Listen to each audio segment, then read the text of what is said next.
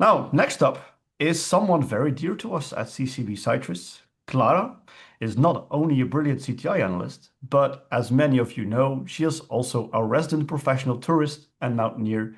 I don't know, Clara, what will your next trip be? Is that something you want to disclose? It will be South America. Oh, awesome. Awesome. Really, really cool. Well, before she goes on this trip, I'm sure she will bring us back to the data now, and she will be walking us through what we have observed as a CCB in the last quarter and what we see of trends happening for the next quarter. Welcome on stage, Clara, and good luck with your presentation. Thanks, Kevin. It's funny because now I'm picturing myself in South America, but yet I have to focus and actually think about what we're going to be seeing today. So it's like I just talked a lot about what was happening in the Middle East, but the vast majority of our audience is from Europe and especially from Belgium. So let's try to shift the focus now onto Belgium, closer to home, and see what's been happening. I will try to be able to take some questions at the end. It might not be possible. Just if you have any, just ask them in the Q&A section of the chat. And then if I don't have time to take them during, I will be taking them after during the break. So no problem at all. For those of you who are regular attendees to the QCTR, you know that when we're building a threat landscape for Belgium, we're using a variety of sources. And one of the main source that we have are incident notifications. So they are incidents that are being reported to the CCB. And I really like to take a look at them because they are primary sources. So we're receiving a little bit of information in the form, but we're also always calling back to have a little bit more additional context. And that's really worth it because it helps us to build a better threat landscape for the country. So to take a look at what we had in terms of incidents that were reported in the past quarter, you will see I put all of 2025 and then Q1 2026, just so you see the numbers and how they are steadily rising. If we're taking just a comparison of Q1 2025 with Q1 2026, you would see that there is an 18% increase in this past quarter in comparison to the same quarter last year. If you're also looking at the overall total number of incidents being reported, you would see that between the last quarter of 2025, we had 170 notifications. In this past quarter, it was 171. So you'd see it's a very marginal increase. However, what's really interesting to look at is actually the number of cyber-related incidents that reported. And you would see here that we're still a little bit on this upward trend.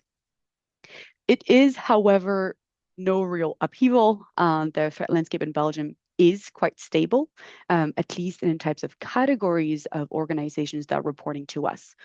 We have roughly, just like the last time, an equal number of NIS2 entities. That means organizations who are mandated by law to disclose their cyber incidents to us.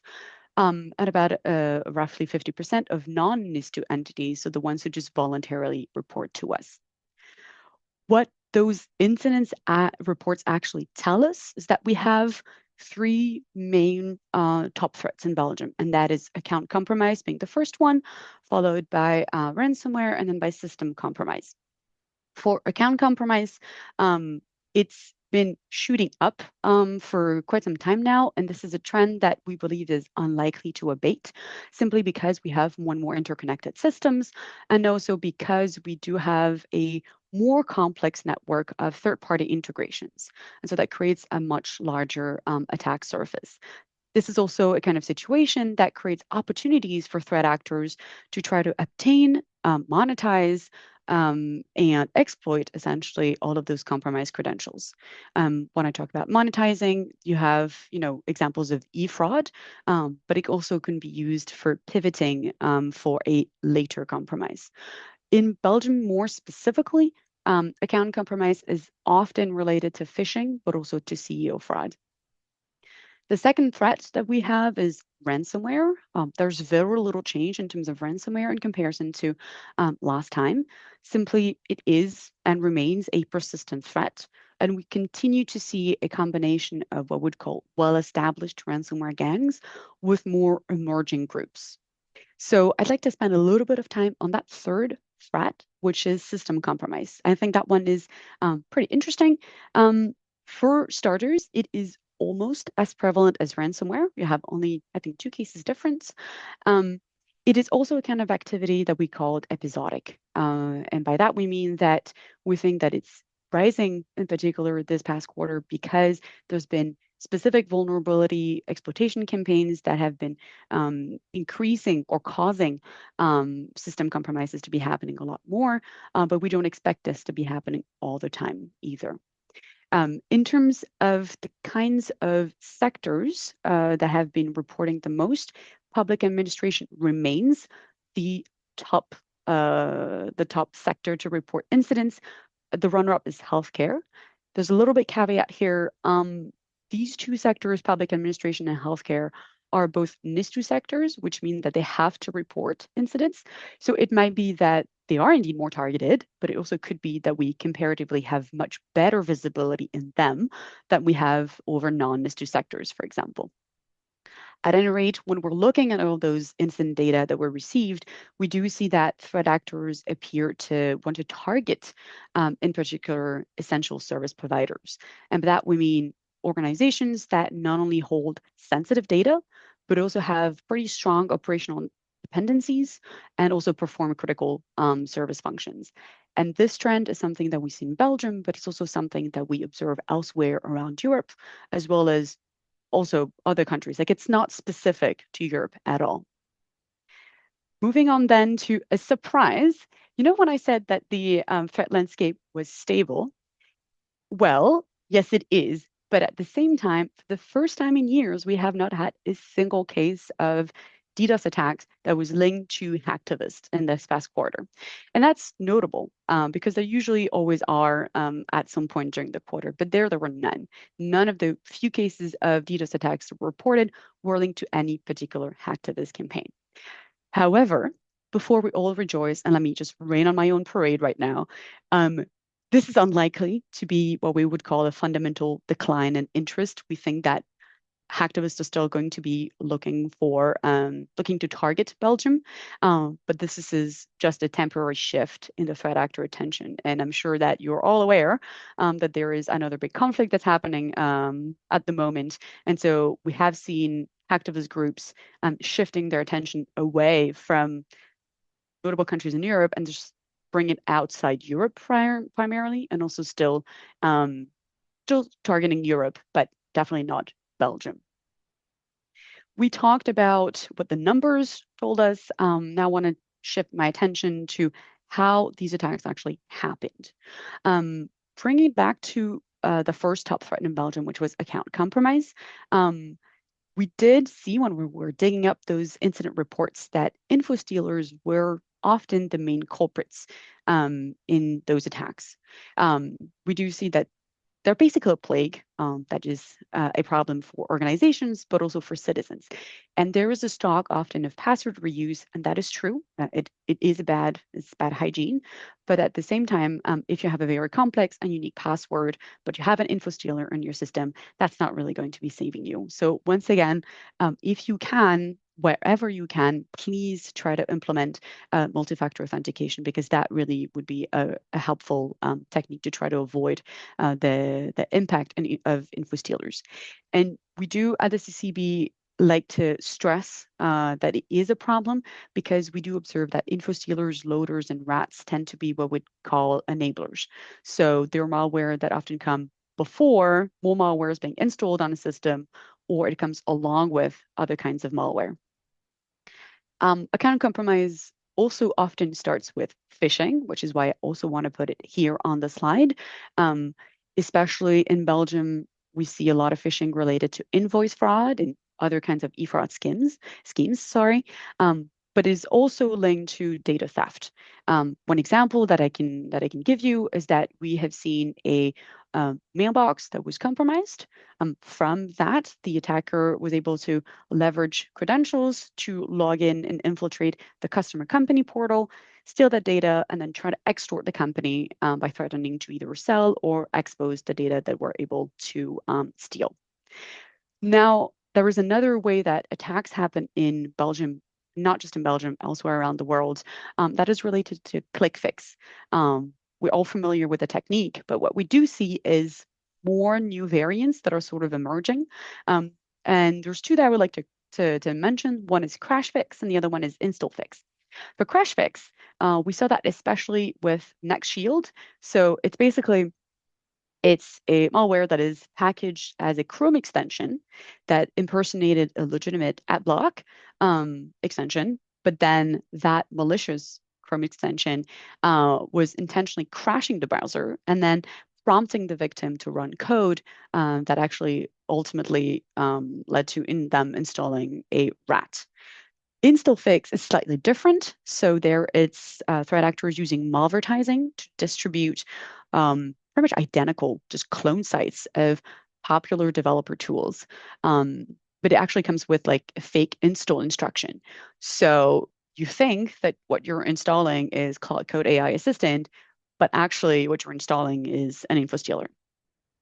And one last point that I have to mention is supply chain attacks. And when I was preparing for this presentation with my colleague, she was stressing to me that what we see more and more with supply chain attacks is an increase in speed and the maturity of tradecraft from on the attacker side.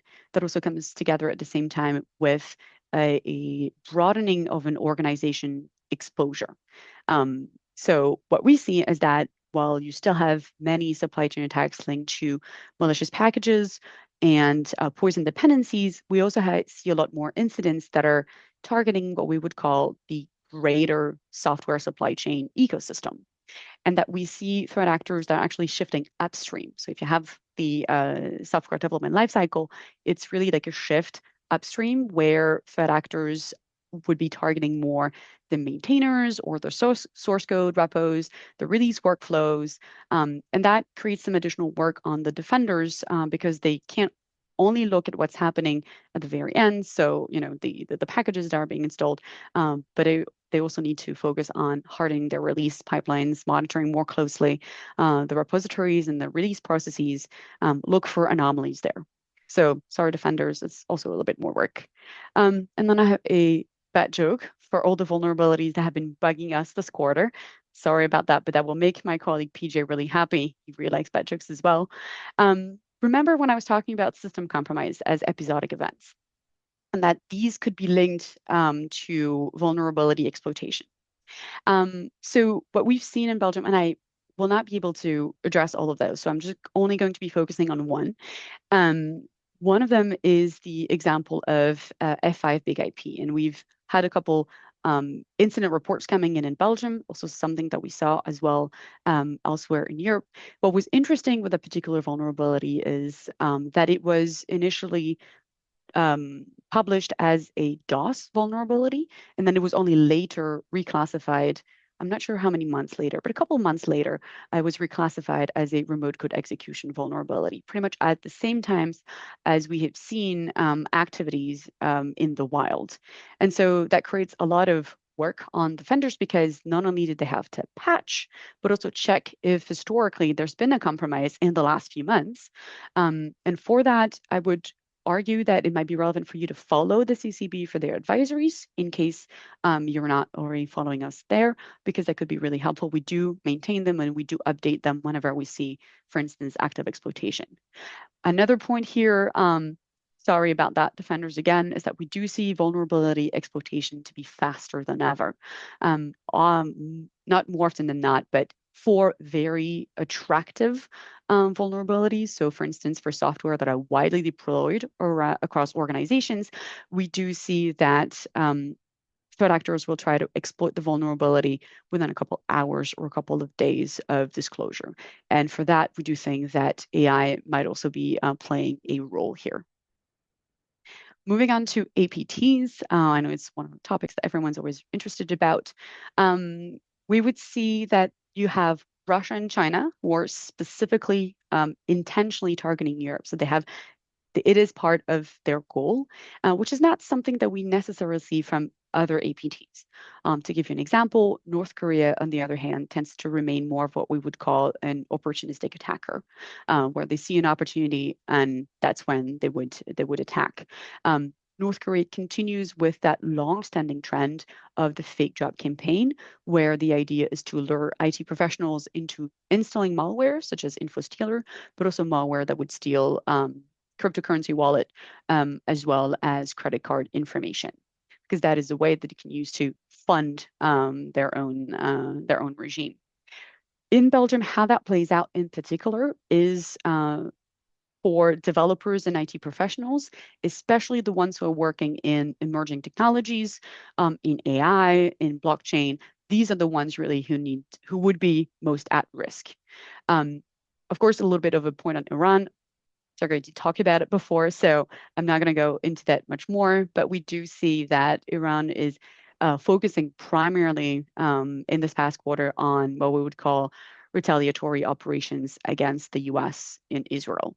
What's interesting to note here is that there's, of course, a disruption element, and Sergey did mention it, but there's also the fact that these operations are feeding into strategic messaging from the Iranian regime. So, where does that leave us? It was difficult to create this outlook for the next quarter. And what we can say is that we assess that the cyber threat landscape of Belgium will be shaped less by new threats than by the adaptation, the scaling, and the convergence of existing threats. What this means is that things like external drivers, such as economic pressure, geopolitical dynamics, but also rapid AI adoption, these are all elements that will keep driving more complex and more hybrid operations. In particular for geopolitics, and we've seen that, is that it has what we would call a spillover effect. And we also think that this will continue to drive this trend to create more disruption. We expect that the threat actors will be prioritizing scale and efficiency, but also disruptive capabilities, building up on those and also picking up those. So threat actors who were originally not necessarily into disruption might be going more into that. That's from one side. The other side is, of course, the attack surface. And we do see that this attack surface is broadening. I did talk about more interconnected systems, more third-party integrations, and that essentially will create what we would call a more unpredictable threat environment. That is also interesting because we do see that digital dependencies, as they are expanding the attack surface, it also is causing some targets to be more interesting. By digital dependencies, I mean, for instance, rely on AI systems, but also the larger supply chain. What we assess and what we sort of predict is that those technical vulnerabilities, but also the structural dependencies and that focus on disruption will eventually make critical infrastructure even more attractive targets. So I know this is a bit of a bleak outlook, but we're not in this for the fun. So thank you for listening. If you have any questions, which I'm not sure, Kevin, do I have to take them now or is it already time for the break? We can take them now if you want. Yeah, let's do it. All right, let's go. So one question from Fabian. How to identify the real geographic source of an attack, like China, Russia, and others, knowing the attacker is potentially behind a VPN in any other country, potentially from Europe? All right, so for that one, so we're not necessarily making attribution right now. What we're looking at is not so much the source IP, but really the tradecraft, the TTPs that the actors are doing. You know that some actors are using specific custom malware, so that helps you point to a country, if not to a particular actor. And that usually is the best way for us to assess whether or not it is an APT. Of course, some small blunders can also sometimes expose infrastructure, and that can also be helpful. But just a source IP is not something that we can be taking as relevant or as sufficient. Thank you. And that is actually the only question that is out there. If there are any more questions, feel free to add it to the Q&A section. We can always answer those in the chat system. Now, thanks a lot, Clara. It's always a pleasure to see the CCB and Citrus magic at work here. Now we're going to take a quick break. It will be 2 minutes longer than we expected, so that's awesome. Go grab a coffee, stretch your legs, and we'll see you back here at 15:05 sharp in Brussels time. So UTC +2 for the people anywhere else in the world. Thank you very much and see you in a good 10 minutes.